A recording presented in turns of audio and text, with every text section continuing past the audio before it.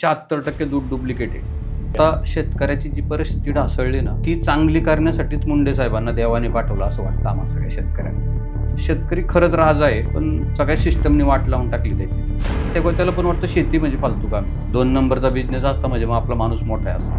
2 कोटी टाकून त्याने 10 कोटी कमावलेली शेती चांगली. 5 कोटीची जमीन शेतकऱ्यांनी घाण ठेवली, त्याला 5 लाख कर्ज देत नाही बँक. सरकारवर अवलंबून असलेले लोक आत्महत्या करतात. सरकारवर अवलंबून नाही राहायचं. अन्नदाता म्हणजे देव, मग देवाचं वागणं पण त्या पद्धतीचं असलं पाहिजे.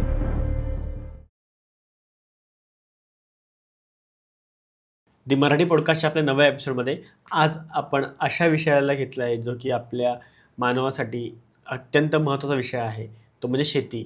पण म्हणतात ना की जितकी गोष्ट महत्त्वाची असते आपण त्याला तेवढंच ग्रँटेड घेतो. तर तसं सध्या चालू आहे आणि तोच जो दृष्टिकोन आहे माणसांचा बदलण्यासाठी आपण हा पॉडकास्ट घेत आहोत. तर आपल्यासोबत आपले गेस्ट आहेत. तर सर, मी पहिले तुम्हाला रिक्वेस्ट करतो की तुम्ही आपल्या ऑडियन्सला ना तुमच्याबद्दल थोडंसं सांगा. ओके. नमस्कार, मी ज्ञानेश्वर बोडके. आम्ही 1999च्या आधी जुन्या पद्धतीची शेती करायचो, ट्रॅडिशनल. मग त्या शेतीमध्ये तसं काही मिळत नव्हतं, म्हणजे नुसतंच कष्ट करायचे, पण विक्रीची सगळी सिस्टम नसल्यामुळं काही मिळत नव्हतं. मग 10 वर्ष नोकरी केली. नोकरीतही सकाळी 6 वाजता जायचं, रात्री 11ला यायचं.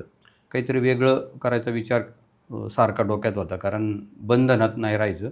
आणि मग तशाच वेळेस पेपरमध्ये एका शेतकऱ्याची एक सक्सेस स्टोरी वाचली शेतीमध्ये, आणि 10 गुंठ्याचं पॉलीहाऊस करायचा निर्णय घेतला, नोकरी सोडायचा निर्णय घेतला. नोकरी सोडली आणि सुरू केलं. तर कर्ज पाहिजे होतं. मग बँकेत अनेक चक्रा मारून कर्ज मिळालं. कर्ज मिळाल्यानंतर पॉलीहाऊस उभं केलं. त्याच्यामध्ये फुलांची शेती सुरू केली. फुलांच्या शेतीमध्ये आम्ही स्वतः सगळं कुटुंब राबायचो. प्रचंड मेहनत केली आणि ती फुलं तयार व्हायच्या आधीच त्याची बाजारपेठ शोधली. तर पुणे, मुंबई म्हणजे दादरचं मार्केट आणि पुण्याच्या मार्केटमध्ये भाव कमी मिळत होते, कारण रिक्वायरमेंट कमी होती. पण दिल्लीला खूप चांगले पैसे मिळतात असं लोकांनी सांगितल्यावरती मग रेल्वेने दिल्लीला फुलं पाठवली आणि घेतलेलं 10 लाख रुपयाचं कर्ज अवघ्या 14 महिन्यात फेडलं. बापरे. मग थोडंसं सगळ्यांचे विचार बदलले की शेतीत काहीतरी राम आहे. नाही तर शेती म्हणजे असं निग्लेक्ट केल्यासारखं होतं. शेतीत काहीतरी राम आहे. आम्हाला पण घरातल्यांना कॉन्फिडन्स आला आणि नोकरी सोडायच्या आधीच लग्न करून घेतलेलं होतं, कारण शेतीत असल्यावरती मुलगी नाही मिळणार म्हणल्यानंतर मग ते करून घेतलेलं होतं. त्याच्यामुळं दोघंही नवरा बायको, आई वडील सगळे काम करायचो. स्वतः काम करत असल्यामुळं काळजीपूर्वक लक्ष दिलं म्हणून कर्ज लवकर पेटलं आणि कॉन्फिडन्स वाढला. मग ते कर्ज पेटल्यावरती टी व्हीवरती कार्यक्रमात झालं, सगळीकडे झाल्यावरती खूप लोक आली, आम्हाला पण असंच करायचं. आणि आमचं बघून जवळजवळ 3,500 पॉलीहाऊस महाराष्ट्रात उभी राहिली आणि सगळ्यांनी फुल शेती केली आणि सगळेजण दिल्लीला पाठवायला लागले. रेट पडले. मग तुमचं सेम तुमचा टेम्पलेट वापरला, पण जास्त गर्दी झाल्यामुळं परत मग अडचण निर्माण झाली. मग तुम्ही शिफ्ट कसं केलं म्हणजे? आणि मग विचार केला. मग ग्रुपमध्ये खूप वाद सुरू झाले की बघ, तुला म्हणत होतो हे नको असं. पैसे मिळायचे बंद झाले की वाद सुरू होतात. आणि मग मी म्हणलो काही काळजी करू नका, आपण काहीतरी पर्याय काढू. पॉलीहाऊस बंद नाही करायची, कारण पॉलीहाऊस खूप खर्चिक गोष्ट ना, त्याच्यामुळं लोक घाबरायची त्याला. मग त्याच्यात आम्ही भाजीपाला सुरू केला आणि भाजीपाला बाकी चांगल्या रेटने विकायला लागला, कारण भाजीपाला ही रोज गरज आहे. फुल शेती ही गरज नव्हती. कधीतरी mother's day, father's day, Valentine डेला ती चालायची. ही तर 365 डेजला पैसे पाहिजे होते, म्हणून भाजीपाला सुरू केला आणि भाजीपाल्यामध्ये मग चांगलं काम करायला लागलो. बरोबर. आता लोक एआयने पण टाकतात फुलं हातात. बरोबर. फोटो पण नाही काढत, असेच करतात. आणि प्लास्टिकची फुलंही बाजारात आल्यामुळं ओरिजिनल फुलांचे भाव पडले. बरोबर. प्लास्टिकच्या फुलांना आणि ती 2-2 वर्ष टिकतात. आमचं 4 दिवसात खराब होतं. म्हणजे लोकांना फार कमी खर्चात 2 वर्ष टिकणारी गोष्ट मिळाल्यावरती ते प्रॉब्लेम सुरू झाले. खायची गोष्ट सुरुवात केली आणि मग त्याच्यामध्ये चांगलं काम झालं. खूप लोक, आता आम्ही 1,00,000-1.5 लाख शेतकरी या पद्धतीची शेती करतो आणि 3,22,000 शेतकरी आमचं बघून शेती करतात अशी. मग सगळेजण भारतभर हे सगळा माल थेट घरपोच पोचवतात. आम्ही मार्केटमध्ये विकत नसल्यामुळं छोट्या छोट्या शेतीमध्ये खूप चांगले पैसे मिळतात. लोक मार्केटला विकतात, मार्केटचे दलाल तुम्हाला न विचारता त्याचा रेट ठरवतात. तिथंच अडचण आहे सगळ्यात मोठी. म्हणजे 20 रुपये खर्च केलेली भाजी आजही 12-13 रुपयांनी विकली जाते. 7-8 रुपयाचा रोजचा लॉस. मग आम्ही पर्याय काढला थेट विक्रीचा. त्याच्यामुळं हा ग्रुप खूप चांगलं काम करतो आणि चांगले पैसे चांगलं काम म्हणजे कुटुंब खूप सुंदर जगवतो, कारण आमच्याकडे पैसे आहे. मग सगळ्यांकडे कार आले, बंगले आले. मुलांना चांगलं शिक्षण. आम्ही महिन्यात एकदा कुटुंबाला घेऊन फिरायलाही जातो. ओके. कारण पुढच्या पिढीला बायका मिळायच्या नाही. कारण शेतकरी कुठे फिरायलाच नाही नेत. म्हणून मग आम्ही ते पण सगळं सुरू केलं. कारण पुढची सगळी सिस्टम आपोआप सुधारली पाहिजे आणि पैशाने सगळं सुधारतं. बऱ्याच लोकांना वाटतं काय नाही, काही लोकं आम्हाला म्हणतात, की मला पैसे-विषय काय नको, मग करायचं, येऊच नको म्हणलो तू. जो म्हणतो ना पैसे-विषय काय नको, कारण कुठून टाकणार आहे पैसे? रोज खर्चही आहे, कमवायला पण पाहिजे ना. अशा सगळ्या सिस्टममध्ये विचार करून सगळे एकत्र महिन्याला एकत्र जमून प्रत्येकांच्या विचारांची देवाणघेवाण करून आणि खूप चांगली चांगली देशामधली जी लोकं आहेत, चांगले सक्सेस उद्योगपती, त्यांच्याशी बोलत असतो, डॉक्टरांशी बोलत असतो. कारण आहार तज्ज्ञ असतात ना, आम्ही आहार खायला घालतो आणि 100% आम्ही ऑर्गॅनिकमध्ये शेती करतो. म्हणजे रसायनांचा वापर न करता पिकवतो बरोबर. आणि विक्री करतो. मग आता तुम्ही जसं म्हटलात, की आम्ही डॉक्टर तज्ञांशी बोलतो. मग आता सगळ्यात ज्यांना म्हणजे जे बिझनेसमध्ये आहेत, जे की डायरेक्टली फूडच्या रिलेटेड बिझनेसमध्ये आहेत, त्या सगळ्यांना म्हणजे तुकाराम मुंढे सरांचं असतं, की बाबा ते कधीही कुठला नियम काढू शकतात, काही रेट टाकू शकतात. मग तुम्हाला असं कधी वाटलं का, की आपण जे काम करतोय तिथे तसं होऊ शकतं काय? हो, आम्हाला तसं काही नाही, कारण आम्ही फ्रेश फूड उगवतो. अजिबात रसायनांचा वापर नाही करत. त्याच्यामुळं ही सगळी मंडळी शेतावर येऊन पाहिलं तरी काही अडचण नाही आणि थेट घरपोच विक्री करतो. प्रोसेस फूडमध्ये आम्ही काही काम नाही करत. Process okay. फूडमध्ये जे प्रिझर्व्हेटिव्ह किंवा जे केमिकल्स वापरले जातात, त्याचे प्रॉब्लेम आहेत लोकांच्या आरोग्यावरती. आम्ही उलट आरोग्य सुधारण्यासाठी किंवा औषधं गोळ्यांचा मारा कमी होण्यासाठी ऑर्गॅनिक किंवा नैसर्गिक पिकवतो आणि ते घरपोच देतोय. बरोबर. त्याच्यामुळं आणि त्यांचं खूप चांगलं आहे. मुंडे साहेब ज्या आल्यापासून उलट ज्या चांगल्या गोष्टी आहे, त्यांचं प्रमोशनच झालं आहे आपोआप. चांगल्या गोष्टींना लोकांची मागणी वाढली चांगली आणि लोकं ₹2 वाढूनही द्यायला तयार आहेत, ज्याच्यावरती ओके. आमची कुटुंब जगतील. म्हणजे तुम्हाला खूप फायदाच येतो. फायदाच आहे सगळ्यांना आणि दुधाचे पण चांगले भाव वाढले. पनीर, आम्रखंड, श्रीखंड जे घरच्या घरी करतो आम्ही लोकं, त्याला पण आता लोकं घरगुती मागायला लागली. आणि हे सगळे लोकं खाणारे जे आहेत, थोडं महाग घेणारी जी लोकं आहेत, ते अभ्यास पण करतात सगळा. नक्की चांगलं आहे का? ते आहे का? आणि तेच आपल्याला द्यायचे. त्याच्यामुळं तसे काही अडचणी म्हणजे एक प्रकारे मुंडे साहेबांमुळे आपण म्हणू शकतो, की जे वरची लोक आहेत, जे की प्रोसेस करून त्याला विकत होते हाय प्राइजेसला. हो, हो. म्हणजे तुम्ही चांगलं विकताय हो. पुढे आणि तो पुढे व्यक्ती कदाचित त्यावर प्रोसेस करून ते बाजारातच विकतो, जसं की तुम्ही म्हटलं मगाशी पनीर वगैरे. आता शेतकऱ्याची जी परिस्थिती ढासळली ना, हम्म. ती चांगली करण्यासाठीच मुंडे साहेबांना देवाने पाठवलं असं वाटतं आम्हाला सगळ्या शेतकऱ्यांना. कारण शेतकऱ्याच्या मालाला बाजारभावच नाही आहे. आता शेतकरी डायरेक्ट विकू शकतो. प्रचार-प्रसार तिकडं चालूच आहे आणि जी गोष्ट बाजारात ₹20 ने विकतोय, तीच गोष्ट हातगाडीवाला तुमच्या सोसायटीत येऊन ₹25 पाव म्हणजे ₹100 ने विकतोय. आता मुंडे साहेबांच्या सिस्टममुळे शेतकऱ्याला डायरेक्ट ₹100 ₹80 मिळतील ना. कसं आहे? त्याच्यामुळे शेतकऱ्याची मधला दलालाची गरज नाही. कारण दलाल किंवा त्या मधल्या सिस्टममध्ये खूप घाण केमिकल वापरून लोकांच्या जीवाशी खेळलं जाते. ओके. त्यापेक्षा शेतकऱ्यांनी विकलं डायरेक्ट, तर शेतकरी काही भेसळ करत नाही. ओके. हां, म्हणजे दूध-बीध ते सोडलं तर ते शेतकरी नसतातच आहे. तसं ते त्या सगळ्या चॅनल असतात, त्या सिस्टम असतात. शेतकरीला भेसळ कळतच नाही आहे. ओके. त्याला फक्त तो फक्त रासायनिक शेती करायचा, कारण लोकं सांगायची म्हणून. पण ऑर्गॅनिक शेतीचं त्याला चांगलं नॉलेज मिळालं आणि ग्राहकांनी पण चांगला, जसं आमच्या ग्रुपला ग्राहकांनी उचलून धरलं म्हणून आम्ही चाललो. तसं सगळे लोकं चालतील. त्याच्यामुळे शेतकऱ्यांनी पण आता नैसर्गिक सेंद्रिय शेतीकडे वळणं गरजेचं आहे. लोकांना विष खायला नाही घालायचं, चांगलं घालायचं. लोकं त्याचे पैसे द्यायला तयार आहेत. बरोबर. हां ना. हो. म्हणजे आता मी बरेच वेळा बघतो, की सलमान खानचं एक मध्ये व्हायरल झालं होतं, की त्यांनी एक एरिया घेतला फार्म आणि स्वतः शेती करतो. म्हणजे आता असं म्हणतात, की जे ॲक्टर्स लोक आहेत ना, त्यांना असा विश्वास नाही राहिला आहे, की आपण जे बाहेरचं फूड घेतोय कंपन्याच बनवतात. तसे आपल्याकडे एवढे पैसे तर आपण आपली स्वतःचीच उगवूया. बरोबर. असं वाटतं का तुम्हाला? खूप लोकं आता याच्यात येत आहेत. जसं तुम्ही सलमान खान सांगितलं, धर्मेंद्रांची, गोविंदाची खूप चांगल्या शेती आहेत. एक प्रशांत पाटील म्हणून वकील आहेत. ओके. खूप म्हणजे पुण्यातच आहे. आम्ही 1.25 एकरवरती आता त्यांना सगळ्या ऑर्गॅनिक भाज्या, फळं ते लावलेत. पण त्यांचा स्वतःचा पण खूप अभ्यास आहे. ओके. ही लोकं आपल्या मुलांच्या पोटात विष नाही गेलं पाहिजे, आम्हालाही चांगलं खायला मिळालं. त्यासाठी आम्ही ₹2 खर्च करू. कमवतोय कशासाठी? तर 100 वर्षाचं जगण्यासाठी आणि आरोग्यदायी जगण्यासाठी. असे विचारांची खूप लोकं येत आहेत. डॉक्टर शिंदे आहेत स्टर्लिंग हॉस्पिटलला. ओके. ते पण ही सगळी लोकं आता विचार करतात, की आम्हाला चांगलं खायला मिळालं पाहिजे. म्हणजे त्याच्यामुळं खूप स्कोप आहे. फक्त आम्हीच कमी पडतोय. आम्ही शेतकरी कुठलीतरी बातमी बघतो, की त्याच्यात लई कोटी मिळतात, चाललो तिकडे. एक पीक नाही घेतलं पाहिजे. ओके. मिक्स क्रॉपिंग जर केलं तर एक ग्राहक आलाय, माझ्याकडे फक्त कोथिंबीर आहे, तर तो 2 तास माझा वेळ घेतो आणि 20 रुपयाची घेऊन जातो जुडी. मला परवडत नाही ते. आता मी 27-28 प्रकारचा भाजीपाला केला आहे. 2 काय 3 तास त्याने घालवतो. तो म्हणतो यातलं पाव किलो द्या, त्यातलं 1 किलो द्या, त्यातलं 1.5 किलो. ₹1000 नेतो मी त्याला. हो. मग ₹1000 माणसाला 2 तास जाऊ द्या ना, ₹20 2 तास नाही घालू शकत. आणि शेतीला मॉल बनवलं पाहिजे. ओके. मॉलच म्हणजे तुम्ही आले, तुम्ही सांगायचं हे द्या, ते द्या. पटकन मी हार्वेस्टिंग करतो, पॅकिंग करतो आणि देतो. 2-5 हजाराचा रोज बिझनेस होतो. आता 2-5 हजार म्हणजे लाख, 1.5 लाख महिना झाला. हो ना. काय लागते जगायला? ही कल्पनाच शेतकऱ्यांच्या डोक्यात कुणी घातली नाही. शेतकऱ्याला फक्त एवढंच सांगितलं, लई खतं वापर आणि लई पीक काढ जोरात. पीक जोरात म्हणजे क्वांटिटी खूप वाढणं. म्हणजे 2 टनाच्या ऐवजी 20 टन मटेरियल काढणं. जेव्हा 20 टन मटेरियल निघतं तेव्हा भाव पडतो.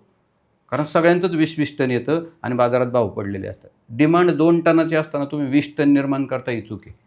हे आमच्या लक्षात आलं या 27 वर्षात. आता 27 वर्ष झालं आम्ही सगळेजण या पद्धतीची शेती करतो. शेतीमध्ये अभ्यास करणं गरजेचं आहे. बरोबर. बिगर अभ्यासाची शेती नाही. असं कुणाच तरी पाहिलं आणि लागवड केली असं नाही चालत. कारण त्याला कधीतरी शॉर्ट झालेला असतो त्याला. एकदाच पैसे मिळालेले असतात आणि मग ती कुठली तरी मर्चडीज गाडी घेताना शेतकऱ्याचा फोटो येतो. मग आयुष्यभर मर्चडीज वापरता आली पाहिजे आणि 2 वर्षांनी ती विकून टाकतो कारण शेती तोट्यात गेली. असं नसलं पाहिजे. बरोबर ना? 10 लाखाचीच टाटाचीच गाडी वापरू द्या, टाटा किंवा महिंद्रा. पण 10-12 लाखाची गाडी शेतकऱ्याला बाद झाली कारण ती डोंगरात चढायची असती, दगडावर जायची, चिखलात जायची. या गाड्या जात नाही मोठ्या.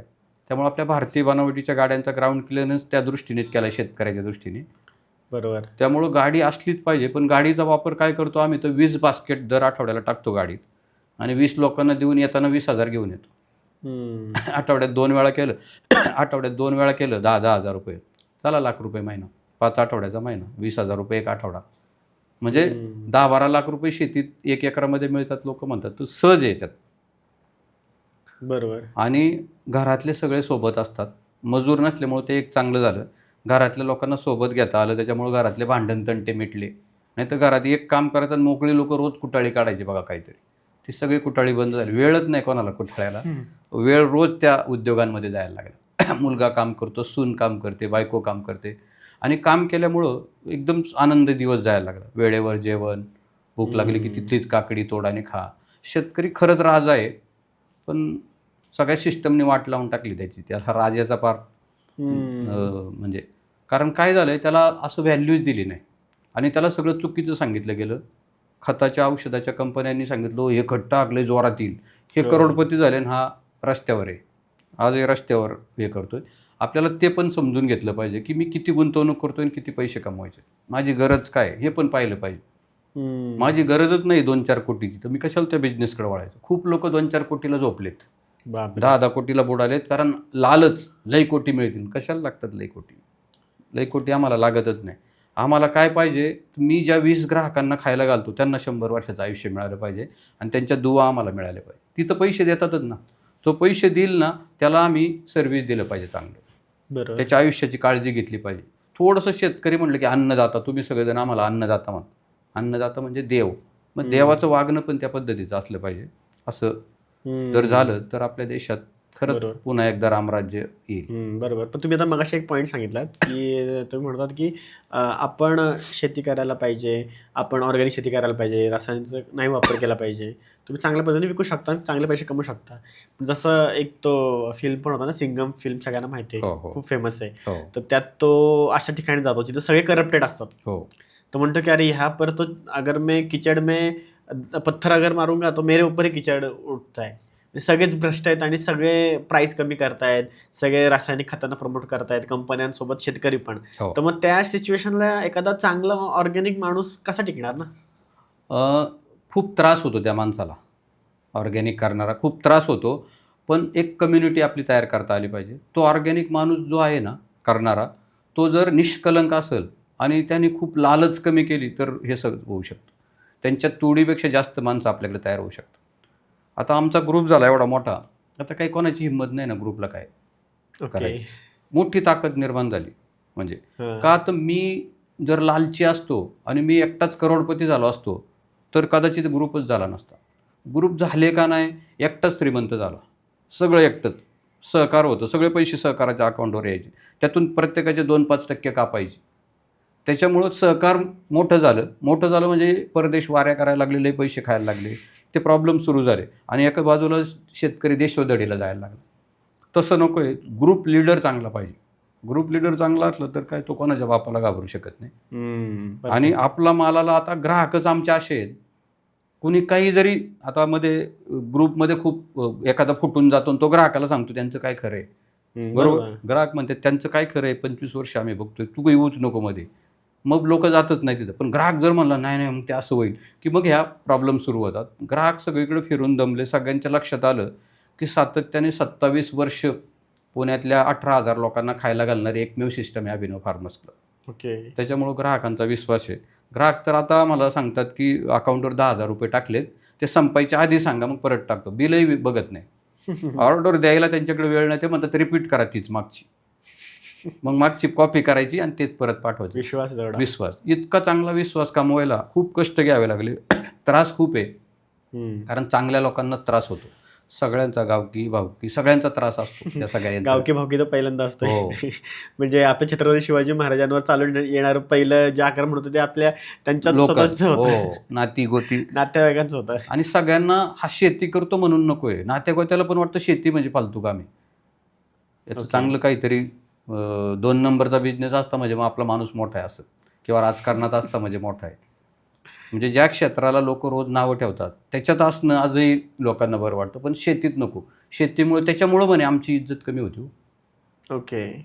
कारण शेतकरी इतकं सगळं या सगळ्या सिस्टम आहे. पण आता कुटुंबात कसं आहे, कुटुंब तुमच्यासोबत असणं गरजेचं आहे. कुटुंबाला रोज काम आहे, रोज पैसे आहे, त्याच्यामुळे कुटुंब एकदम खुश आहे. कुटुंबाच्या आधी मनात नव्हतं शेती करायची.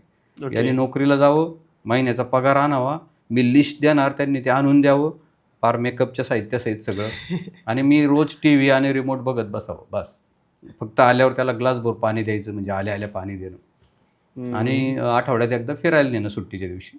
अशी क्रेज थोडीशी कुटुंबामध्ये. पण आमची सगळ्यांची कुटुंब जी आहेत ना, कुटुंब पूर्ण साथ देतात. म्हणून आम्ही दर महिन्यातला एक दिवस ठेवला, पूर्ण कुटुंबाला घेऊन कुठल्या तरी कृषी पर्यटन केंद्रावर जायचं, छान गप्पा मारायच्या, तिथल्या शेतकऱ्यांची चर्चा करायची, डोंगरावर चढायचं, त्यांची काय फळं भाज्या असेल त्या खायच्या, असा आनंद घेतो. म्हणजे हॉटेलमध्ये जाऊन नाही फिरत, असं कृषी पर्यटन केंद्र. म्हणजे Okay. आमचा पैसा आमच्या शेतकऱ्याच्याच कुटुंबात गेला पाहिजे. आणि त्याचं फायद्याचं म्हणजे ते फायद्याचं, आरोग्य चांगलं राहतं, आणि त्या भागामध्ये जे पिकतं ते खाल्ल्यामुळं ते न्यूट्रिशन पण आपल्याला मिळून जातात. असं ती हवा पण वेगळी. आणि जेवढं आपण ते जवळ जाऊ ना तर त्यांच्यासोबत समजा त्यांचा लहान पोरगा आहे वगैरे, त्याला ती इच्छा पण लागते. हो, त्याच्या मनात लहानपणापासून जोर की हे आहे जे करतात एवढे सगळेजण, हो, म्हणजे महत्वाचं काहीतरी आहे बरोबर आहे. असं. अगदी अगदी. तसं 10 मिनिटं झाली, तुम्ही मला सांगितलं सगळं की कसं तुम्ही केलं, आणि तुमच्या मनामध्ये नेहमी तोंडातून असा शब्द निघतो की हा 10-12 लाख गाडी, एखादी टाटाची गाडी वगैरे, तुम्ही असं बोलता की हे खूप सहज आहे. तर मग एवढं खरंच सहज आहे का? हो, 100% सहज आहे. पण कशासाठी? समजा तुमचा 1 एकरचा प्रोजेक्ट आहे, तर 1 एकरच्या प्रकल्पामध्ये 20-25 प्रकारच्या भाजीपाला लागवड करणं, ओके. बांधावरती 20-25 प्रकारची 5-5 फळझाडं लावणं, 5च झाडं, समजा 5 पेरू, 5 संत्री, 5 मोसंबी, 5-5च झाडं, आणि 2 गायी घेणं, देशी गाई, गीर, साहिवाल, राठी, कांक्रेज, याच्यापैकी 10-12 लिटर दूध देणाऱ्या. ह्या गायींचं रोजचं दूध, ह्या गायींचं गोमूत्र, शेणापासून बायोगॅस तयार करतो, आणि बायोगॅसमधून जी स्लरी बाहेर पडते ती 5 एकराचं खत शेतीला, म्हणजे 4-5 लाख रुपयाचं खत त्याच्यातून निर्माण करतो. त्याचबरोबर बांधावरची झाडं आहेत, 1 वर्षात फळं चालू होतात, मोठी झाडं घेतो, आणि 1 वर्षांनी भाजीसोबत ग्राहकाला फळंही विकतो. म्हणजे रोज 40 किलो भाजी, 40 किलो भाजीला 60-70 रुपयाचा रेट मिळाला तरी 2-3 हजार रुपये होतात. बांधावरच्या फळझाडांचे सहज 200-500 रुपये. गाईचं शेण, गोमूत्राच्या 100 ml बॉटल भरून पुण्यातल्या सगळ्या पूजा भांडारला, भटजी लोकांना विकतो. 5 रुपयाला गौरी छोटीशी, गौऱ्या पण बायको करून विकते. 2-3 लाख रुपये बायकोलाही मिळतात गौऱ्याचे आणि गोमूत्राचे. तो एक्स्ट्रा इन्कम. आपल्याला तिला खर्चायला पैसे द्यायचेत ना, आत्मनिर्भर. त्याच्यामुळे आत्मनिर्भर. मग त्याच्यावर घर चालतं. आणि रोजचे 3-4 हजार रुपये, म्हणजे 3,000 रुपये रोजचे, म्हणजे 1 लाख रुपये महिना झाला, आणि 1 लाख गुणिले 12 महिने 12 लाख रुपये झाले. 40 किलो भाजी तर सहज निघते एका एकरात. वा. आणि 100 रुपयाने विकतोय भाजी, पण 60 रुपयाचा रेट पकडला तरी 2400 होतात. बांधावरची फळझाडं, गाईच्या दुधाचे 700-800 रुपये, 3200-3300 रुपये रोज येतात. ओके. आणि सकाळी 2 तास आणि संध्याकाळी 2 तास चौघही काम करतो. मुलगा आणि सून मार्केटिंग, पॅकिंग, ते सांभाळते आणि गाईचं दूध काढणं आणि शेतीतलं काम आम्ही दोघं नवरा बायको सांभाळतो. आम्हाला पैसे द्यायचे नाही ना मजुराला. मजुराला देणारे 25,000 रुपये आमच्या घरातच आले, त्याच्यामुळे 25,000 तर कुटुंब चालते, बाकीचं मग प्रॉफिट. पण सातत्य आहे कामात. 27 वर्ष झालं काम आहे याच्यात. बऱ्याच वेळा लोक म्हणतात तुम्हाला कुठं बाहेर जाता येतं का फिरायला, म्हणजे कुठं जायचं, कारण हे गाई असल्यामुळं मग त्यांना दोघांना जायचं असलं सुनाला आणि मुलाला तर ते जातात. मग आम्ही बघतो सगळं काम. आम्हाला जायचं असलं की ते बघतात सगळं काम. म्हणजे 2 तासाच्या 4 तास काम करतात एवढंच. आमचंही काम ते करतात आणि त्यांचंही ते करतात. आणि ते गेलं म्हणजे जाता येतं कुठं. आणि एकत्र जायचं असेल तर आमचे माऊली राक्षांना सांगतो की 2 दिवस 2-2 तास तुम्ही लक्ष ठेवा. ते ठेवतात लक्ष. दूध काढून त्यांची मुलं दूध काढून फ्रीजमध्ये ठेवून जातात. ग्राहक येतं आणि घेऊन जातं. म्हणजे पूर्ण कुटुंबालाही फिरायला जाता येतं. नुसते पैसेच नाही, 10-15 लाख रुपये तर इझी मिळतात. आणि मग आठवड्यात एकदा का होईना कार वापरतो. कार तशी पडून असते. भाजी द्यायला जायला लागते, काही इनपुट खरेदी करायला, आपली कारच. सगळं कार काम करतं. छोटासा एक पॉवर टिलर आहे, बायोगॅस आहे, बांधावर फळझाडं, मध्ये सगळा भाजीपाला आणि धान्य जे आहेत, धान्य पिकवणारे बाजूचे शेतकरी आहेत, त्यांचं ऑर्गॅनिकचं सर्टिफिकेशन करून घेतलं, त्यांच्याकडनं धान्य विकत घेतो, पॅकिंग करतो आणि ग्राहकाला विकतो. त्यांच्याकडनं होलसेल रेट किंवा प्रोडक्शन कॉस्टवर काही प्रॉफिट देऊन घेतो आणि आम्ही त्याच्यात 10-20% कमवतो परत. म्हणजे त्यातही पैसे मिळायला लागले आणि लोकांना एकाच जागेवर पूर्ण बास्केट मिळायला लागले. असा प्रकल्प केला तर 10-15 लाख रुपये. नुसतं एकच पीक लावलं तर मग गॅरंटी नाही, उलट तोट्यात जाण्याची शक्यता आहे. लोक काय करतात, पपई तर पपईत, केळी तर केळीत, सीताफळ तर सीताफळ, असं करायचं नाही. जांभळं तर जांभळं. एक पीक नाही. एक पीक किती महिने? 3 महिने चालणार आहे. 12 महिन्याचं वर्ष आहे. बाकीचे 9 महिने काय करणार आहे तुम्ही? पण भाजीपाला 365 दिवस चालू असतो. यातली लागवड करताना पण 1 तारखेला 24 प्रकारच्या भाज्या 10 गुंठ्यात लागवड करतो. 15 दिवसांनी परत त्याच भाज्या दुसऱ्या 10 गुंठ्यात लागवड करतो. 15 दिवसांनी परत तिसऱ्या प्लॉटमध्ये, 15 दिवसांनी चौथ्या. तोपर्यंत पहिला प्लॉट चालू होतो 60 दिवसांनी. पहिला प्लॉट 15 दिवस चालतो, तो संपला की दुसरा. तोपर्यंत यातली मशागत आणि प्लांटेशन चालू. इतकं शिस्तबद्ध शेड्यूल आहे. इंडस्ट्रीचं शेड्यूल असतं ना. शेती उद्योगच आहे जगातला सगळ्यात मोठा उद्योग आहे. जोपर्यंत माणसं जिवंत आहे बघा, आम्ही चालणार गॅरंटेड. आणि आम्ही थांबलो तर काय पर्याय लोकांना? सगळंच थांबल ना. म्हणजे पाऊस जसा निसर्ग सगळं थांबवतो बरोबर, तसा शेतकरी थांबला तरी सगळं थांबल. त्याच्यामुळे ह्या सगळ्या सिस्टम समजून घेणं फार गरजेचं. शेतकरी समजूनच नाही घेत. काहीतरी बघणार, लई कोटीची बातमी ते करणार आणि तेही तोट्यात जाणार, तेही तोट्यात असतं. युट्यूबमुळे झालं ना. युट्यूब आहे चांगलं, पण ते लोकांच्या रॉंग वेनी जाते. हो, यूट्यूबमुळं खूप चांगली माहिती पण मिळाली आणि खूप लोक अडचणीत पण आले त्या सगळ्या सिस्टममध्ये. पण या पद्धतीने केलं तर 10-15 लाख रुपये एकदम सहज आहे. आता तुमच्या लक्षात आलं असेल, याच्यात कष्ट पण आहे. सकाळी 2 तास, संध्याकाळी 2 तास, 4 तास सगळ्या लोकांनी राबायचे. पण हे राबणं म्हणजे आपण जिमला जाऊन व्यायाम करतो ना, तसंच आहे राबणं. तिथं पैसे भरावे लागतात, तिथं पैसे मिळतात. जिम पण झाले निसर्गाच्या सानिध्यात, गायींच्या सानिध्यात. असा वेळ आपल्याला देता येतो आणि त्याच्यामुळे फालतू ठिकाणी वेळ जात नाही. नको ती लफडी गळ्यात येत नाही त्याच्यामुळे, ह्या सगळ्या सिस्टममुळे. कारण सगळा वेळ चांगल्या कामासाठी जात आहे आणि स्वतःला इम्प्रूव्ह करण्यात त्यातून पैसे पण भेटतात आणि स्वतः पण आपलं चालूच आहे. बरोबर. आणि याच्यामुळं सगळं कुटुंब आणि सगळे शेतकरी निर्व्यसनी झाले.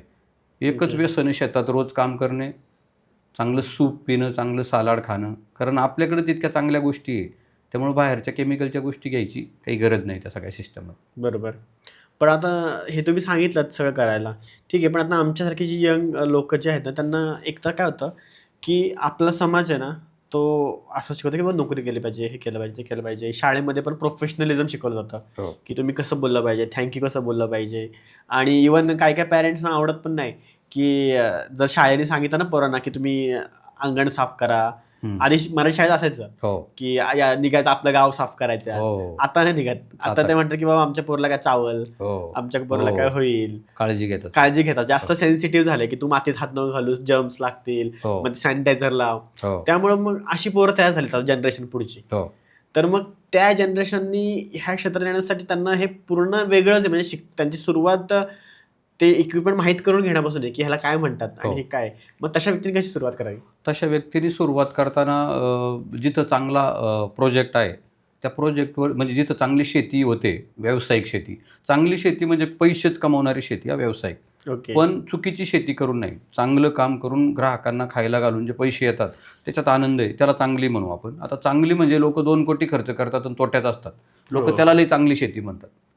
तोट्यात जाणाराला तुम्ही चांगली शेती कशी काय म्हणता? नुसते 2 कोटी टाकले म्हणजे तो मोठा नाही, चुकीचं आहे. 2 कोटी टाकून त्याने 10 कोटी कमावलेली शेती चांगली. प्रॉफिट हा शब्द गरजेचाच आहे. जसे बाकी इंडस्ट्रीत प्रॉफिट कमवतात आणि ते छान जीवन जगतात. शेतकऱ्याला प्रॉफिट नावाचा शब्दच शिकवला नाही कुणी. सगळ्या सिलॅबसमध्ये फक्त खर्च करायला शिकवलं, कमवायला कुणी शिकवलं नाही. आपल्या देशाचं दुर्दैव आहे, ह्या सगळ्या मंडळींनी ना शेतकऱ्याला फक्त रासायनिक खतं आणि औषधं टाकून पीक कसं वाढवायचं एवढं शिकवलं, विकायला नाही शिकवलं. किती मोठी चूक आहे बघा. कुठल्या सगळ्या इंडस्ट्रीमध्ये पहिली विक्री आणि मग इंडस्ट्री उभी राहते बघा. पहिली विक्री. आता या IT पार्क आहे हे सगळं, इन्फॉर्मेशन टेक्नॉलॉजी पार्क. ह्या लोकांनी परदेशातल्या लोकांना माणसं सप्लाय करायचं कॉन्ट्रॅक्ट घेतलं, ॲडव्हान्स घेतलं, मग कंपनी उभी केली, माणसं भरली आणि त्यांच्यासाठी काम करतात माणसं. झालं. आणि मग त्या माणसांना जे मानधन मिळतं, समजा 10 लाख रुपये मिळत असतं, 5 लाख कंपनीचे आणि 5 लाख त्या एम्प्लॉईचे. म्हणजे प्रॉफिटचा विचार करून आधी ग्राहक टाईप केला आणि मग कंपनी उभी केली. शेतकऱ्याला ग्राहकच माहिती नाही आणि लावतोय तो, करतोय लागवडी. ही सगळ्यात मोठी चूक आहे. तर तरुण पिढीने याचा अभ्यास करायचा की काय विकलं जाईल. तर सगळ्यात महत्त्वाचं 141 कोटी लोकसंख्या आपल्या देशाची. ह्या लोकसंख्येला दिवसात 2 वेळा जेवायला लागतं. आणि जेवण म्हणजे काय तर भाज्या, धान्य, दूध आणि फळं. सुरुवात इथून करायची. अगदी 1,00,000-2 लाख रुपयातून गरजेच्या वस्तू. फार मोठ्या पॉलिहाऊसकडे पण लगेच वळायचं नाही. आणि त्यांनी सुरुवात केली. 2-3 महिन्यात इन्कम चालू होतोय. 2-3 महिन्यात इन्कम चालू करणारा दुसरा बिझनेस नाही, तो शेती आहे. एकदा इन्कम चालू झाला, ग्राहकांना देऊन पैसे आले की चटक सुरुवात होते, चटक लागते, अरे पैसे मिळतात. आज नोकरीत का लोक नोकरी करतात? दर महिन्याच्या तारखेला कंपनी तोट्यात जाऊ किंवा काय होऊ ती पगार देते म्हणून नोकरी करतात. आणि ते शाश्वत आहे, बरोबर ना? आता इथं बरं तिथं नोकर म्हणून आहे. आणि आज कंपनीची परिस्थिती पाहिली तर आमच्या IT पार्कमधून ITच्या लोकांना सकाळी मिटिंग होती आणि संध्याकाळी सांगतात उद्यापासून येऊ नका. म्हणजे आता नोकऱ्यात नाही आहे, 10-12 जागा भरायच्या असल्या की 5,000 पोरं इंटरव्ह्यूला येतात. आजची परिस्थिती. पूर्वी होतं नोकऱ्यांचा जमाना, पण आता जमाना संपलाय तो. आता तुमच्या उद्योगाचा जमाना आहे. उद्योग सगळ्यात मोठा शेती आहे. म्हणून तरुणांनी जर त्याचा विचार केला व्यवस्थित, काम करायचं. आता काम तर पाहिजेत ना, हेल्थ चांगली राहण्यासाठी कामच पाहिजे ना. बरं, आपण म्हणतो का 16 तास काम करा जुन्या लोकांसारखं. जुनी लोक खूप कष्ट करायची, म्हणून ती 100+ जगत होती. आहार पण त्यांचा चांगला होता, काही बी खात नव्हती रस्त्यावर जाऊन, बरोबर ना? आता ती चांगलं खात होती, पण त्यांचं थोडं तरी अनुकरण आपल्याला करावं लागेल ना. त्यांच्या इतकं काम करू नका, कारण आता खाणं चांगलं नाही, त्याच्यामुळे ताकद पण राहिली नाही, इम्युनिटी राहिली नाही लोकांमध्ये. मग मुलांनी 2 तास सकाळी आणि 2 तास संध्याकाळी काम केलं या पोरांनी. आणि शेतीतला शेतमाल आठवड्यात 2 वेळा घरोघरी गेले आणि विकला तर काय होईल? काय वाईट आहे याच्यामध्ये? बरं, घरोघरी कोण आहे? ग्राहक डॉक्टर आहे, वकील आहे, कलेक्टर आहे, कमिशनर आहे, अशी वेगवेगळी चांगलं पैसे कमवणारी लोक ऑर्गॅनिक नैसर्गिकची डिमांड आहे. मग त्यांना द्यायचं आहे. उलट लोक इतकं चांगलं समजतात देणाराला. आम्ही तर ज्या घरी जाऊन बास्केट द्यायला सगळे म्हणतात चहा घेऊन जा, जेवण करून जा. नाही म्हणलो अर्धे. आमचे बरेचसे सातारा, सांगली, कोल्हापूरचे प्रतिनिधी विकायला जातात ना, विक्रीच्या दिवशी डबा बिबा घेऊन जात नाही. 2-4 घरी त्यांना जेवणाचं निमंत्रणच असतं. नाही आज यावेळेस आमच्याकडे जेवायचा. इतकं लोक आनंद देतात. पण पैसे तर देतातच. काल परवा एका ग्राहकाने 1,720 रुपये बिल झालं, त्यांनी 2,000 दिलं आणि गेले. मी पळत आलो 280 रुपये सुट्टे दिले. नाही म्हणले राहू द्या. अहो म्हणलं 280 मोठी रक्कम आहे. अहो राहू द्या म्हणले, आम्ही हॉटेलमध्ये ती ग्रेव्ही आणि ती सगळी घाण खातो, त्याला 100-200 देतो. शेतकऱ्याला दिलं म्हणून काय झालं? अशी पण लोक आहेत. आणि दुसऱ्या बाजूला 5 रुपयासाठी आमच्याबरोबर कटकट करणारी पण आहेत. पण कटकट करणारी फार कमी आहेत. पण अशी लोक खूप आहेत उदार मतवादी. मग लोक मदत करतात की बाबा एखाद्या शेतकऱ्याला गाईची अडचण असेल तर आम्ही 1,00,000-2 लाख रुपये त्याला तसेच देऊ. ओके, चालू असतं सारखं.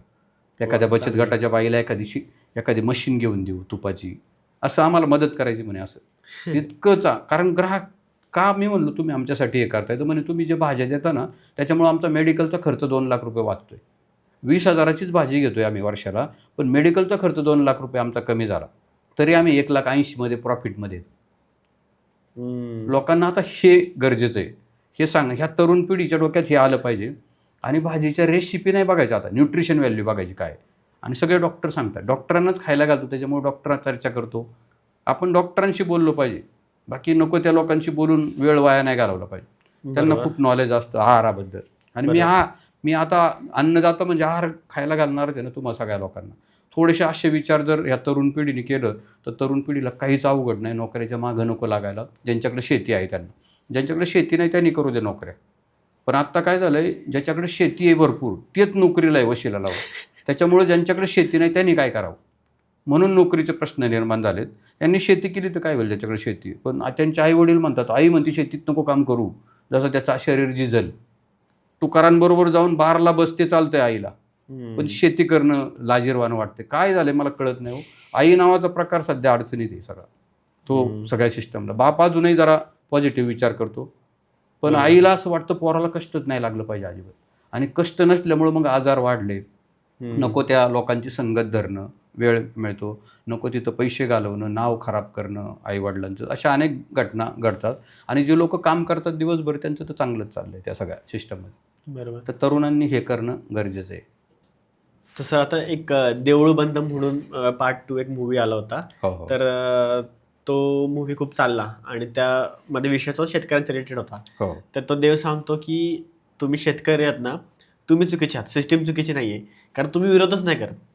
तुम्ही हे जे दलाल आहेत वगैरे वगैरे जे आहेत त्यांना तुम्ही मोठं समजता, त्यांना तुम्ही पुढाकार करता त्या कंपन्यांना, आणि म्हणून तुमची ही अवस्था आहे. तुम्ही विरोध केला सगळ्यांनी मिळून, तुम्ही ऑर्गॅनिकच केलं शेती वगैरे. तुम्हाला जर रूल्स अँड रेग्युलेशन माहीत असले की एखादा व्यक्ती जर चुकीचं करतो तर त्याला कसं आपण शासनाच्या मदतीने आपण त्याला पकडू शकतो, तर तुम्ही पुढं जाल. पण तुम्ही त्यांच्याच जर मागं फिरत राहाल ना नेत्यांच्या वगैरे, तर तुम्ही कधीच पुढे जाणार नाही. तर ह्याबद्दल तुमचं मत काय? अगदी बरोबर आहे ते सगळं, पण शेतकऱ्याची युनिटी होत नाही, तो एक होत नाही. आणि ह्याच्या मोठ्या सिस्टम आहेत ना, ह्या त्याला दाबून टाकतात. एखादा शेतकरी त्याच्यातून यायला लागला, पण याच्यामध्ये एक आहे, कोणाशी वादच नाही घालायचा, आपलं आपण सुरू करायचं. ओके. वादात गेलो की अडचणी येतात आणि त्याला घेऊन जातात, कारण सगळी सिस्टम त्यांच्या बाजूने आहे, चुकीच्या लोकांच्या बाजूने. ओके. प्रॉब्लेम तिथं आहे, सिस्टम तुमच्या चांगल्याच्या बाजूने नाहीच आहे. तुम्हाला लोक नावं ठेवतात, तुमच्या घरातली पण नावं ठेवतात, कारण लोकांना एका चाकोरीची सवय लागलेली आहे. बरोबर, चाकोरी बदलून कुणी जात असेल, काही चांगलं करत असेल, ते लोकांना नको आहे. एक सिस्टम डेव्हलप झाली आपल्याकडं, आणि ती सिस्टम मग त्यांना दाबून टाकते चांगलं करायला जाणाऱ्यांची. त्याच्यामुळे त्यांनी त्याच्यामध्ये फिल्ममध्ये चांगलं दाखवलं की तुम्ही याचा विरोध केला पाहिजे, तुम्ही समजून घेतलं पाहिजे. समजूनच घेत नाही शेतकरी, आणि समजून सांगायला कोण आहे. आता मी समजून सांगतो, मी एक शेतकरी, माझं कोणी ऐकायला तयार नाही. मोठ्या तज्ज्ञांचं ऐकतात, बरोबर. ओके. आणि हे तज्ज्ञ सगळे यांच्या रासायनिक खताच्या फॅक्टऱ्या किंवा काहीतरी इनपुट विकायचे यांना, बरोबर ना. तिकडं काय खायला घालायचं काय नाही, यांना फक्त उत्पादन वाढवायचे, लई प्रोडक्शन, ह्यूज प्रोडक्शन. कशाला ह्यूज प्रोडक्शन, एवढं शिका. आणि त्या ह्यूज प्रोडक्शनमुळं त्याला वाटलं लई पीक जास्त आलं की याला जास्त पैसे मिळतील, पण जेव्हा पीक जास्त येतं तेव्हा भाव पडतात. हे आपण सगळ्यांनी लक्षात ठेवायचं. शेतकरी समजून घेत नाही फार.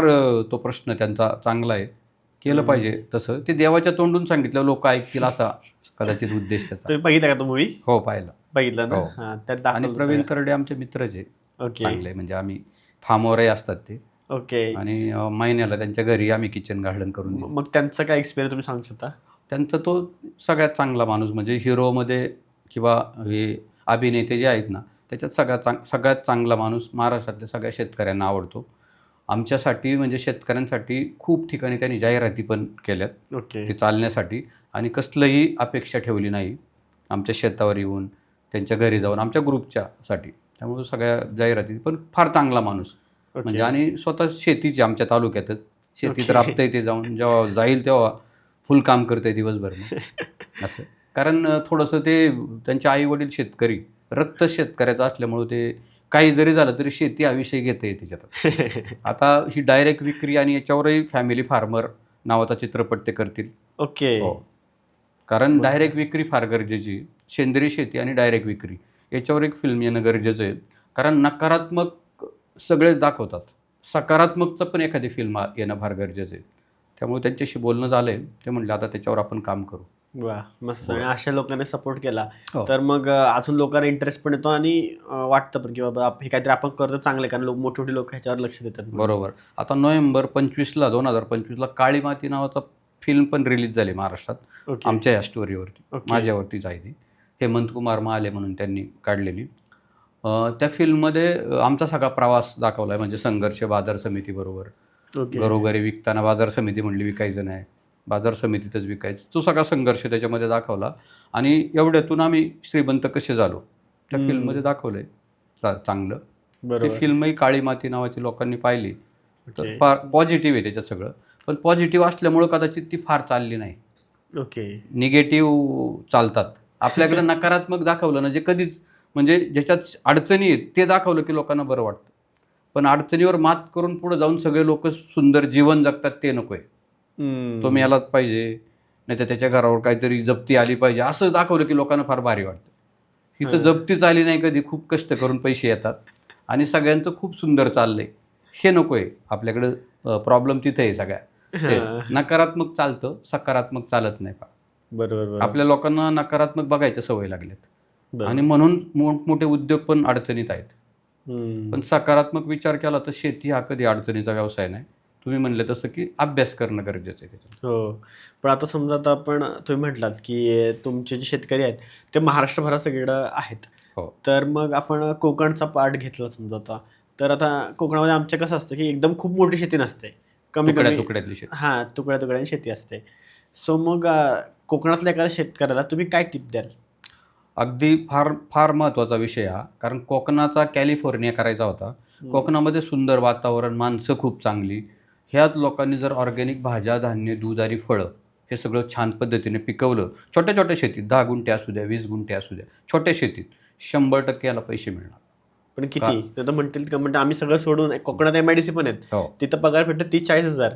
तो सोडून जर शेती करायची त्याला प्रॉफिट होईल का? त्याच्यापेक्षा चांगले पैसे मिळतील, गॅरंटेड. आणि तुम्ही सांगितलं MIDC 30-40 हजार रुपये पगार आहे. किती लोकांना नोकऱ्या देणार आहेत ते?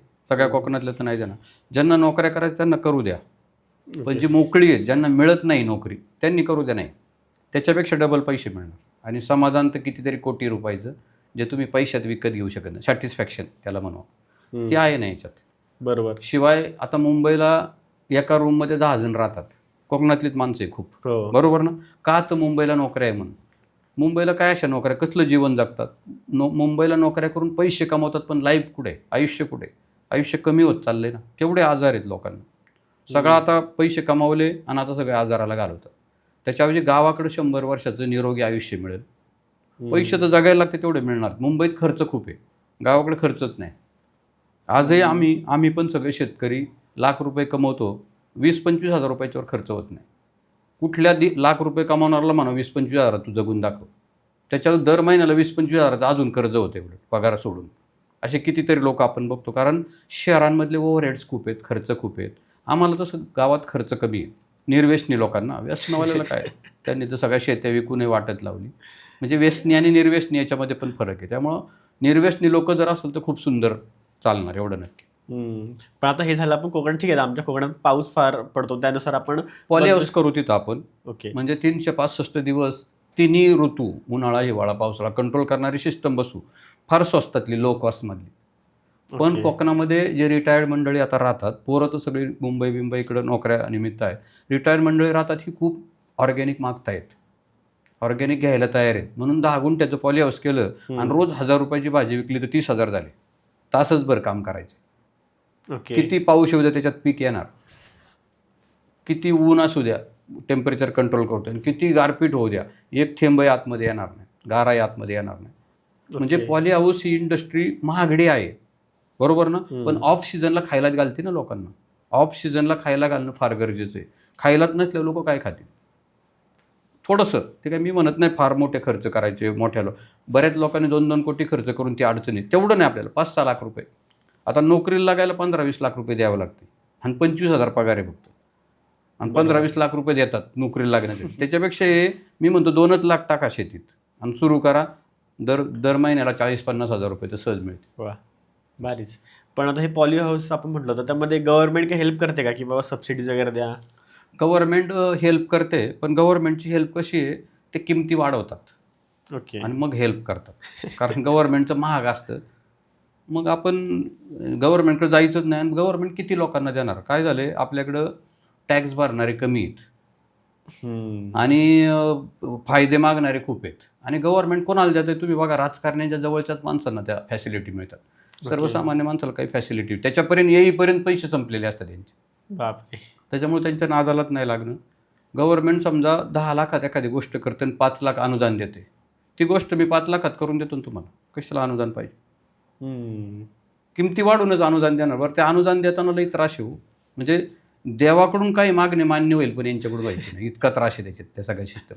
देव तरी एका दिवशी प्रसन्न होईल, वय घे, पण इकडं लई त्रास आहे त्या सगळ्या सिस्टम. त्याच्यामुळं ही तरुण पिढी ना कंटाळते, वैतागते. मग त्याच्यापेक्षा तिकडे जाऊच नाही, स्वतः लो कॉस्टमध्ये ते करावं. आणि त्याच्यात आपला उद्देश काय आहे, मी तुम्हाला खायला घालून तुमच्या पैशावरती मला कुटुंब जागवायचे, एवढाच उद्देश शेतकऱ्यांनी ठेवला पाहिजे. बरं, तुम्हाला ग्राहक किती लागतात? 10-20 ग्राहक लागतात फक्त. तेच ग्राहक आयुष्यभर तुमची भाजी खरेदी करतात प्रत्येक आठवड्याला. ग्राहक दुसरा नकोच आहे. बऱ्याच लोकांना काय वाटतं, रोज ग्राहक शोधायचा का? एकदा शोधलेला ग्राहक, आत्ता एकदा शोधलेला ग्राहक तिसरी पिढी आमच्याकडूनच घेते. माझे वडील असताना जे ग्राहक होते त्यांचे नातू आमच्याकडून घेतात, माझ्या मुलाकडून घेतात. ते म्हणतात माझे वडील तुमच्या वडिलांकडून खरेदी करायचे, मुलं आता त्यांच्याकडून घ्यायला लागले. इतकं साधं काम आहे. म्हणजे ग्राहक सारखे शोधायचे नाही, फक्त त्याला सर्व्हिस द्यायची. नवीन काही नवीन भाजी आली त्याची न्यूट्रिशन व्हॅल्यू सांगायची. चर्चा करतो ना आम्ही.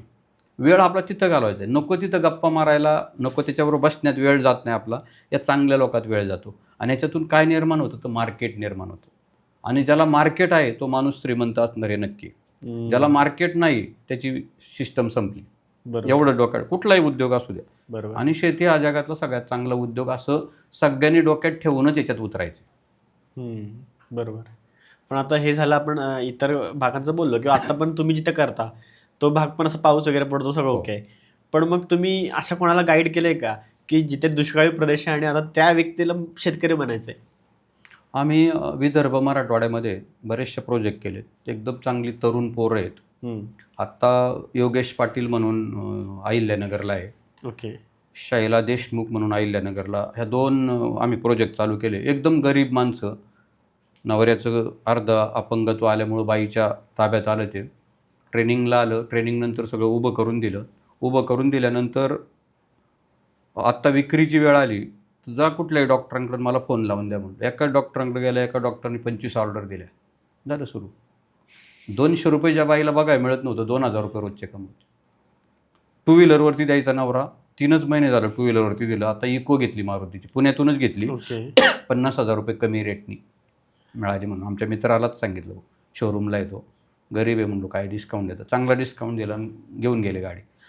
आता इकोमध्ये विक्री चालू झाली. म्हणजे चांगलं काम केलं तर खूप चांगलं होतं. आणि विदर्भामध्ये एकाने सांगितलं मला पाणी नाही आहे, 4 महिने पाणी नसतं, कोरडवाहू आहे. मी म्हणलो कोरडवाहूमध्ये जेव्हा पाणी असतं तेव्हा भाजीपाला पिकवता येते. आणि शेवटचे 4 महिने ज्याच्याकडे पाणी आहे त्याच्याकडून विकत घेऊन त्याच्या ग्राहकाला देतो. 50% मार्जिन आहे त्याची. 20,000 रुपयाचा धंदा केला तर 10,000चं प्रॉफिट आहे. 4 महिने शेतीच नाही करायची, पडून ठेवली. दरवर्षी 2 लाख रुपये खर्च करायचं पाणी आणायला, आणि कमाई नाही 20,000ची. आता काहीच करू नको म्हणलं, 4 महिने बंद शेती. कारण काही करून याच्याकडं 1.5 कोटी रुपये नाही येते लांबून पाईपलाईन आणायला. त्यापेक्षा तो विषय सोडून दे ना. आता 8 महिने त्याच्या शेती होती पाण्यावरती, आणि 8 महिन्यात 12 महिन्याचे पैसे कमावतो. 4 महिने बसून पण खाऊ शकतो. पण ग्राहकाला द्यायचं सर्व्हिस म्हणून ज्यांच्याकडे पाणी आहे त्यांचं विकत घेतो आणि विकतो पुढं. त्यांना ग्राहकच नाही, त्यांना माहिती नाही. ते म्हणले नको आम्ही काय ग्राहकाकडे जायचं का रोज. हा म्हणलं मला सवय लागलेली. आठवड्यातलं 2दा कारमध्ये ते टाकतो, 20,000च्या ऐवजी 10,000 रुपये मिळतात त्याला. 10,000 रुपये शेतकऱ्यांना देतो त्यांच्याकडून विकत घेतले. म्हणजे असं असली मॉडेलचा विचार का करत नाही. तो म्हणतो मी पाण्याची व्यवस्था करतो. अरे पाण्याची व्यवस्था करायला तुला 50 लाख रुपये खर्च आहे, कुठून आणणार? तुझ्या हयातीत तू 50,000 बघितले नाही, 50 लाख कुठून आणायचे? बरं, बँका आपल्याला कर्ज देत नाही, त्या मल्ल्याला देतात, नीरव मोदीला देतात, ते तुम्हाला देणार नाही. 5 कोटीची जमीन शेतकऱ्यांनी गहाण ठेवली, त्याला 5 लाख कर्ज देत नाही बँका. त्याचा काय भरोसा आहे म्हणतात. आम्हाला हे सगळेच अडचणी आहेत त्या सगळ्या. म्हणजे आमच्यावर कोणाचाच भरोसा नाही. मग मी किंवा आम्ही सगळ्यांनी जर विचार केला आणि 2 महिने शेतीत नाही पिकवली तर 141 कोटी लोक काय खातील? काय कॉन्क्रीट खातील, हार्डवेअर सॉफ्टवेअर, का सोनं खातील, चांदी खातील? बरोबर ना. हे पटतच नाही कोणाला. आणि आमची एकी नसल्यामुळे त्याचा फायदा घेतला जातोय सगळा. म्हणून शेतकऱ्याला सगळं निगेटिव्ह, आणि सगळ्या त्या निगेटिव्ह स्टोरीज आणि निगेटिव्ह ते हे तुमच्या मीडियामध्ये पण बघा, शेतकऱ्याचं चित्र दाखवलं जातं, कपाळावर आठ्या पडलेला, धोतर पायजमा घातलेला, पॅन्ट शर्टवाला का नाही दाखवत, हसत आनंदात असलेला का नाही दाखवत. म्हणजे सगळ्यांनी ठरवलं हा हसाचे.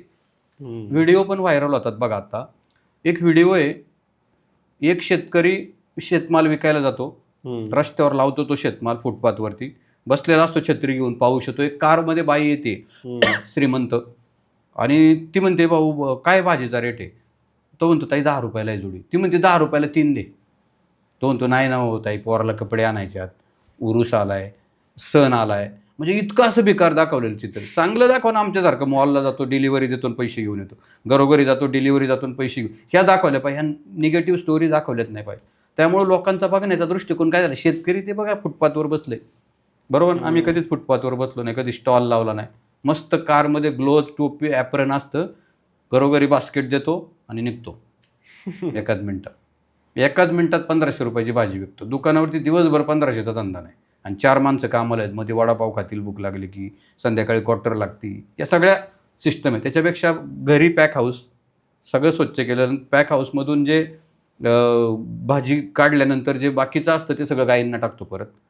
शहरात जागा नाही टाकायला कचरा, आमच्याकडं गायींनाच ते चालते, त्यामुळं ऑर्गॅनिक असल्यामुळे ते चालते. पशुखाद्य विकत घ्यायची गरज नाही. असं सगळ्या गोष्टींचा जर विचार केला तर सगळ्यात चांगली सिस्टम आपण देऊ शकतो. बरोबर. आता मी एवढे सगळे सगळे पर्याय सांगितले तुम्ही, हो. आणि मग आता हे सगळे पर्याय अनेक जणांना माहीत पण असतात, काही काही जण गुगलवर बघतात, काही काही जण यूट्यूबला बघतात, बरोबर ना? पण सगळ्यांनाच ते जमत नाही. त्यात देऊळ बंद मूवी पण दाखवलं होतं की काही शेतकऱ्याचं करता येऊ, किंवा तो जो देव आहे जो रूपात आलेला असतो तो त्यांच्याकडे करून घेतो सगळ्या गोष्टी, आणि त्यावर त्या गोष्टी चांगल्या व्हायला सुरू होतात. पण त्या मूवीचा एक कन्सेप्ट होता की शेतकऱ्यांनी आत्महत्या नाही केली पाहिजे. सो मग तुम्ही एवढे सगळे ऑप्शन सांगितले की तुम्ही एवढ्या सगळ्या गोष्टी करू शकता. बांधावरमधून पिकू शकता तुम्ही, आतमध्ये विकू शकता तुम्ही, डायरेक्ट कस्टमरला विकू शकता. मग तरी पण शेतकरी आत्महत्या करण्याचा पर्याय का निवडतो? आता आत्महत्या तसं आहे, राजकारण आहे. आत्महत्याचा आणि शेतीचा काही संबंध नाही, जोडला या लोकांनी. कारण आत्महत्या केली की काहीतरी ती रक्कम मिळते, म्हणजे आत्महत्या दाखवली की काहीतरी रक्कम मिळते. 70,000 80,000 रुपयासाठी कशाला कोण आत्महत्या करेल, ज्याच्यात हिंमत आहे. आणि आत्महत्या करायची नसेल तर तुम्ही रोज कामात राहा ना. मोकळी लोक आत्महत्या करतात, व्यसनी लोक आत्महत्या करतात, आणि सरकारवर अवलंबून असलेली लोक आत्महत्या करतात. सरकारवर अवलंबून नाही राहायचं, कारण ते म्हणतात लय लोकसंख्या मोठी आहे आणि आम्ही कुणाकुणाला पुरवावं. आता त्यांच्यात लफड्याला त्यांना पोरणार, तर ते आपल्यापर्यंत कधी पोहोचणार आहे? त्यांची किती अडचणी आहेत आपण सगळेजण मीडियावरती बघत असतो. त्याच्यामुळं तिकडं वळणेच नाही. प्रत्येकाने टार्गेट घेतलं पाहिजे. आणि नशेचे पैसे ना, बँकेचं कर्ज उचललं आणि जुगारात घालवलं, बँकेचं कर्ज उचललं आणि दारू पिऊन घालवलं, कसं काय मला सांगा प्रोजेक्ट उभा राहील? कुठून देणार लोकांना खायला? कसे पैसे परत येणार? मग निगेटिव्ह वातावरण तयार होतं, घरातली त्याला येऊन देत नाही, आणि मग तो आत्महत्या करतो. ही काय आत्महत्या शेतीचा काय संबंध याच्याशी मला सांगा? शेतीला कर्ज घेतलं आणि ते दारू पिऊन घालवलं, मग काय शेती तोट्यात गेली म्हणून आहे का? काही निगेटिव्ह दाखवलं, सगळे म्हणे शेती तोट्यात आहे. कशी तोट्यात असेल?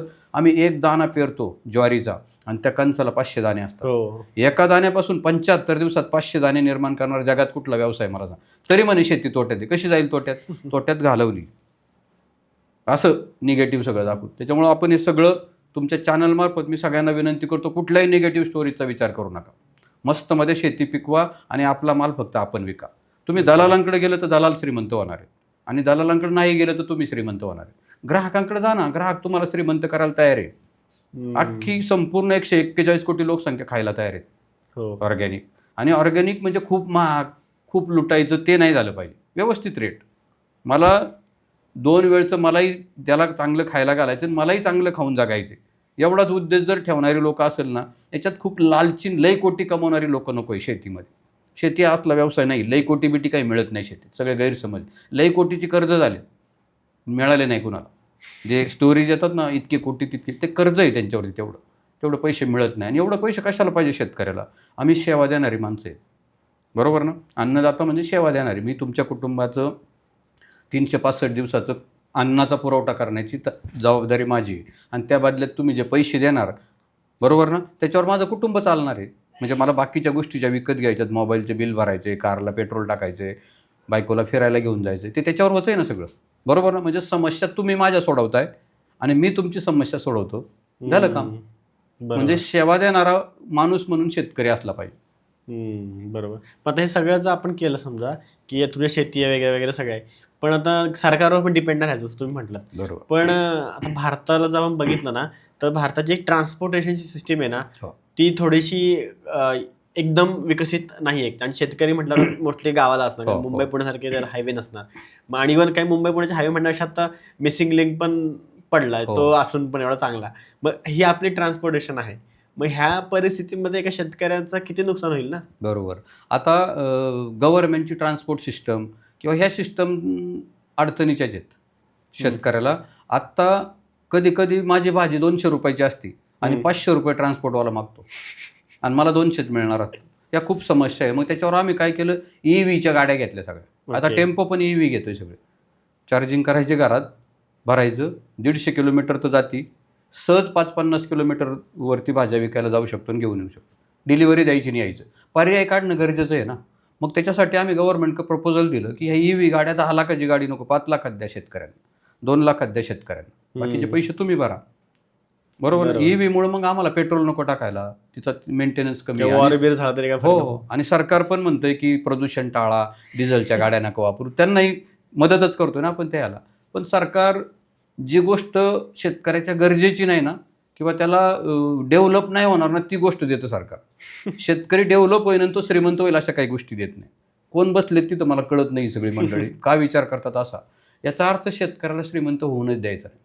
समजा शेतकरी श्रीमंत झाला तर पुढाऱ्यांची ग्लासं भरायला माणसं कुठे, मारामाऱ्या करायला माणसं कुठे, कोणाला पण हाणायला, धुवायला, चुकीची कामं करायला माणसं कुठे. हीच माणसं आहेत ना, आम्हीच सगळे आहेत त्यांच्याकडे ना. पुढारी खेड्यातूनच आलेला असतो, बरोबर ना. मग त्याच्याबरोबर किती गँग असते त्याच्याबरोबर. मग ही गँगवार जर शेतकरी श्रीमंत झाला तर गँगला माणसं मिळेल का, त्यांचे हॉटेल आणि उद्योगधंदे चालतील का, बरोबर ना. हे प्रॉब्लेम आहेत आपल्याकडं शेतकऱ्यासाठी काही चालवलं जात नाही, नको त्यांच्यासाठी सगळं चालवलं जातं, ही सगळी यंत्रणा. शेतकऱ्यांनी तो अभ्यास केला पाहिजे. म्हणून मी म्हणलो सरकारची काही मदत नाही घ्यायची. आता ग्राहक 20 रुपयाच्या भाजीचे 100 रुपये द्यायला तयार आहे, तुम्हाला अजून काय पाहिजे.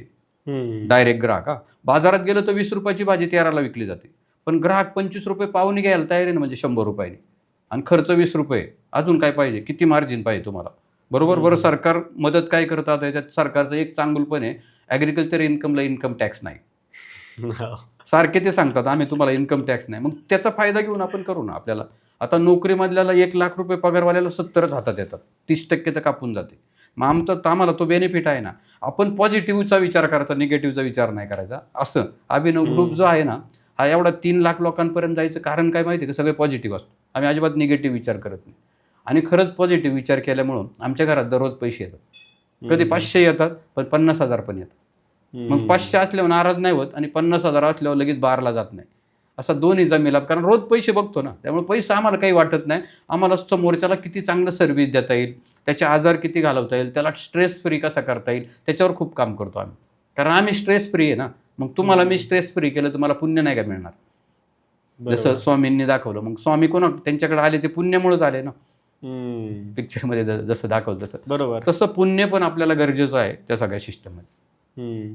पण आता आपण समजा आता बोलू की मी पुण्यामध्ये किंवा मुंबईमध्ये राहणारा व्यक्ती आहे, आणि मला तुमच्याकडून तुम्ही म्हणता की शेती आम्ही देतो, सॉरी तुम्ही जे भाज्या वगैरे देता, तर मग मी कसं ते परचेस करू शकतो, सांगू शकता. हो, आता आमचा अभिनव कार्ट नावाचा ॲप आहे, त्या ॲपची लिंक मी तुम्हाला देणार.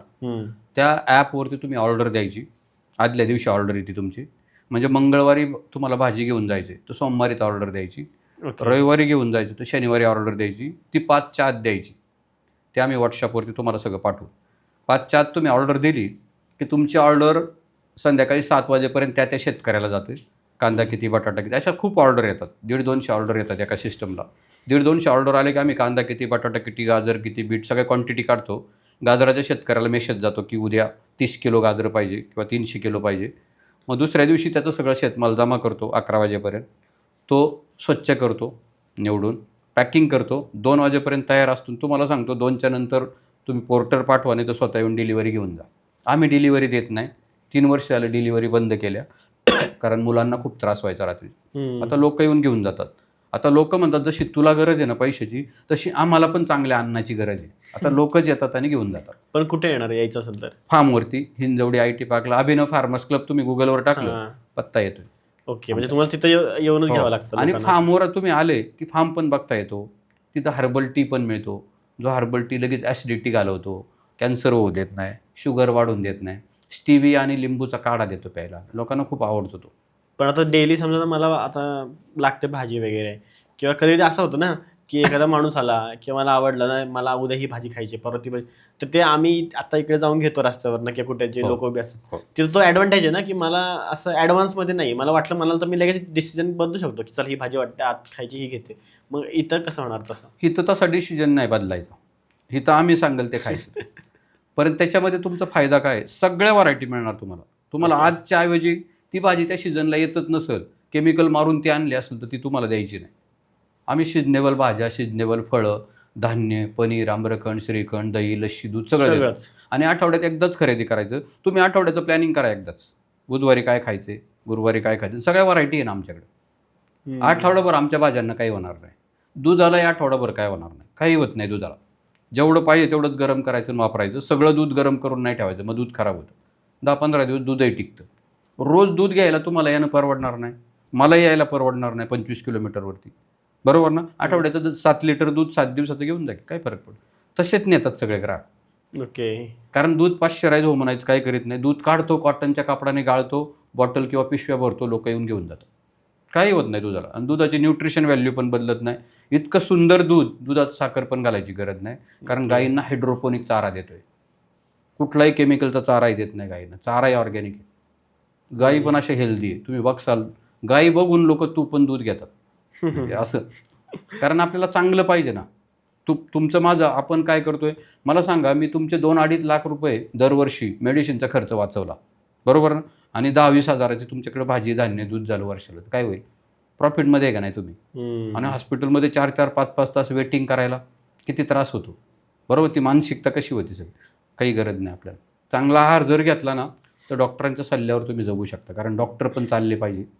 एवढे दवाखाने आपल्याकडे खूप आहेत ते सगळ्या त्या सगळ्या सिस्टममध्ये. तसं दवाखाना आणि शिक्षण गव्हर्नमेंटने फ्री द्यायला पाहिजे टॅक्सच्या रकमेत. तसं जर झालं तर भारत खूप चांगला होईल. पण त्याच्यावरच दुकानं मांडल्यात या सगळ्यांनी. त्याच्यामुळं कोण करणार आहे सगळं. प्रॉब्लेम आणि अडचणी खूप आहे हो, बरोबर ना. ते जर दिलं ना गोरगरिबांना, बस बाकी काय पाहिजे. बरोबर. आता मी तुमच्या या पॉडकास्टच्या माध्यमातून एक सांगतो की शेतकऱ्याला अनुदान नको.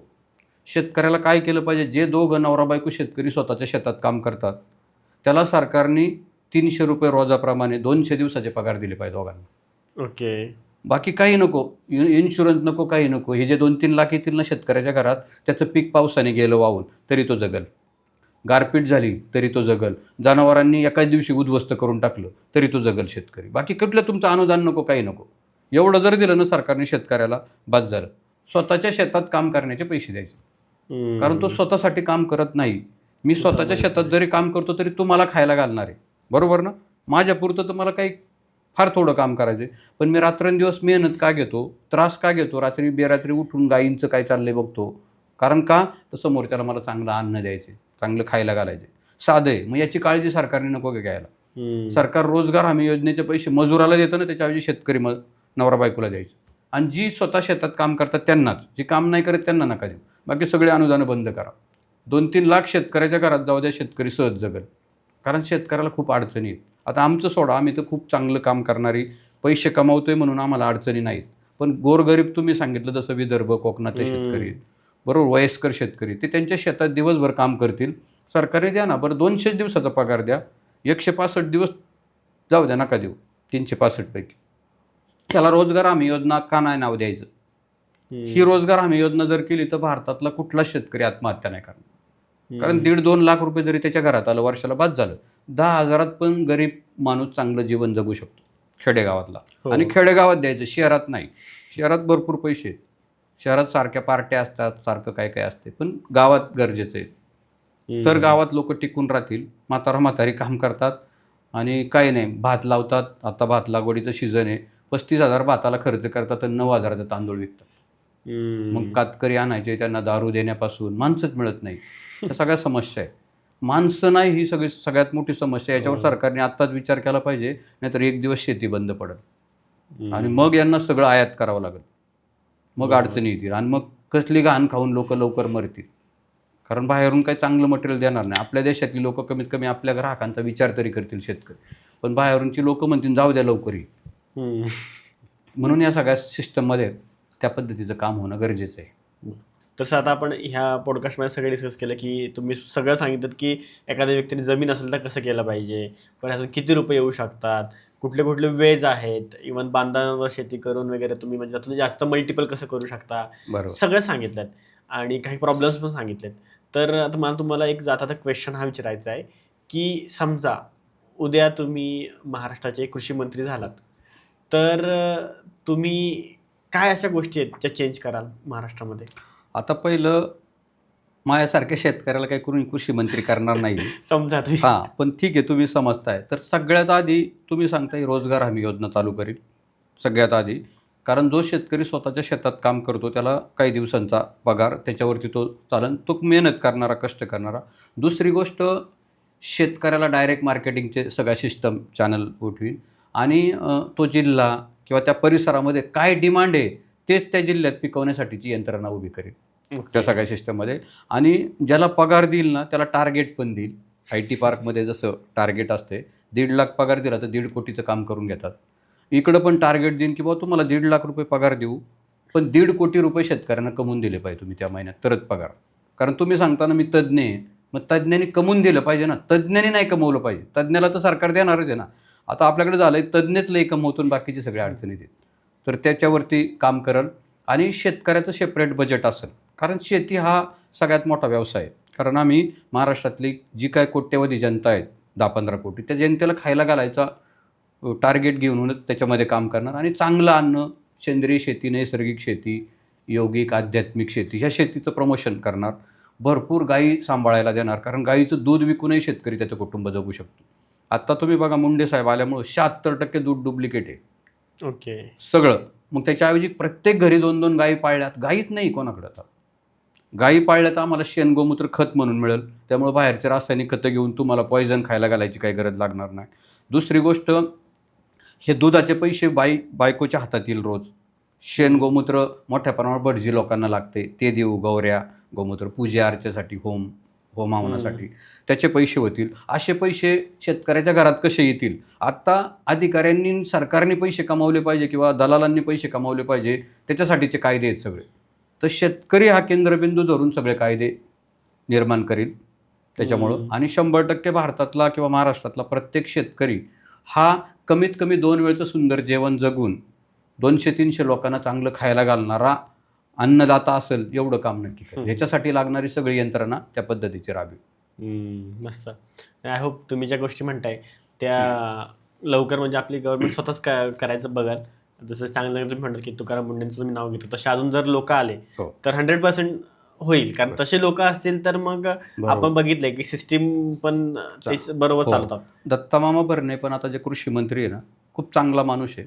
ओके. त्यांनी म्हणजे सिस्टमनी त्यांना जर सगळं दिलं की बुवा तुम्ही करा, तर ते पण काही वेगळं करू शकतील. ओके. म्हणजे तसा माणूस आहे, शेतकऱ्याचाच मुलगा असल्यामुळं. ओके. पण त्यांना वरून काही अडचणी असतील, लिमिटेशन असेल बहुतेक. आता आपल्याला बोलायला लिमिटेशन नाही, कारण आपण आपल्या इंडस्ट्रीचे मालक आहोत शेतकरी. त्याच्यामुळे त्यांना कदाचित लिमिटेशन असेल, पण तो चांगला माणूस आहे. जर तसं काही करता आलं त्यांनी आमच्यासारख्या ग्रुपची मदत घेऊन, तर मुख्यमंत्री पण तयार होतील, फॉर होतील. म्हणजे त्याला मस्त. मुख्यमंत्री, उपमुख्यमंत्री ही पण सगळी चांगलीच माणसं आहे. बरोबर. तेच. आणि त्यांना सगळ्या ओव्हरऑल लोकांचा, सगळ्यांचा विचार करत असतो, असं पण असतं. बरोबर. तर ठीक आहे. तर धन्यवाद सर, तुम्ही आमच्या पॉडकास्टला आलात आणि आमच्या लोकांना गाईड केलात. तुमच्यामुळे कदाचित अजून लोकांचा शेतीवरचा विश्वास आहे. आणि शेतीवरचा विश्वास म्हणण्यापेक्षा शेतीवरचा विश्वास आहे लोकांचा, पण तो बघण्याचा दृष्टिकोन आहे ना, तो थोडासा बदलेल आणि चांगल्या पद्धतीने लोक बघतील. त्याबद्दल पुन्हा तुमचं धन्यवाद. थँक्यू. आय होप तुम्हाला व्हिडिओ आवडला असेल तर लाईक करा, कमेंट करा आणि चॅनलला सबस्क्राईब जरूर करा. कारण जेवढे आपले सबस्क्रायबर वाढतील तेवढे चांगले गेस्ट आपण आपल्या चॅनलवर आणू शकतो. म्हणून चॅनलला सबस्क्राईब करा आणि जाणून घ्या आपल्या लोकांच्या गोष्टी आपल्या मराठीत, फक्त आणि फक्त दी मराठी पॉडकास्टवर.